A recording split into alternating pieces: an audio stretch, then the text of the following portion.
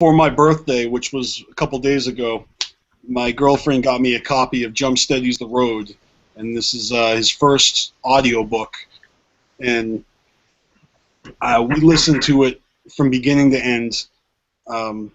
It was fucking awesome, and I have a lot to say about it, but, you know, for those of you who haven't heard it, I'm not going to do any spoilers.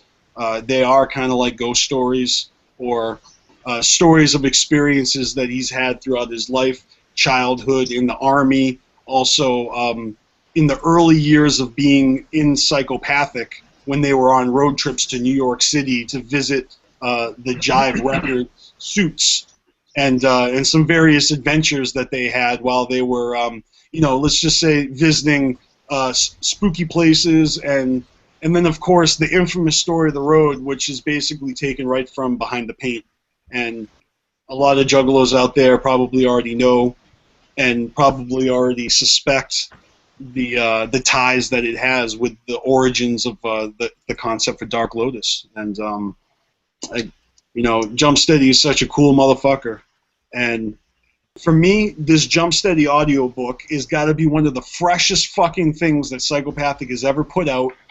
It is so smart, it is so entertaining, and, you know, we all enjoy watching video blogs, so we already like listening to people talk. Jump Steady's great at it, and some of the things he talked about in there, it's not the first time I've heard it.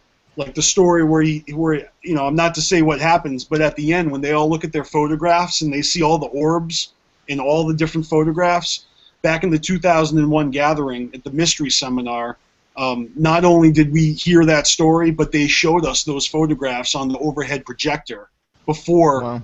Joe Bruce walked up with a towel over his head without face paint and showed himself as Joe Bruce instead of Violent J. And, you know, as emotional as that seminar was, you know, I remember them telling us, like, look, we're going to share some stuff with you that we never talk about publicly. This is like our own crew. This is our own experience.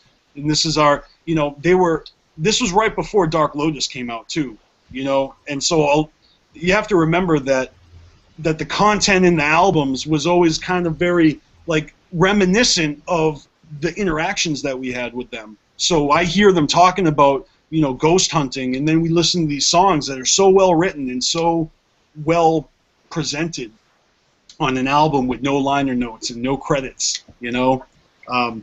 So all these years later, you know, people criticize ICP, oh, they're not doing this, they're not hitting on that. It's like, I don't know, as a real fan of ICP and Psychopathic and a huge fan of Jump Steady, I give them the illest props for this endeavor. And they're, once again, blazing a trail, doing what no one else has done. I mean, who the fuck puts out audiobooks? Just like who the fuck put out hour-long HoFlows? Or who the fuck finds a way to sell 3 copies of one album with a bonus disc? Or who the fuck does live pay-per-views for your wrestling and your gatherings? Or, you know, I could go on and on with this shit that Psychopathic does first,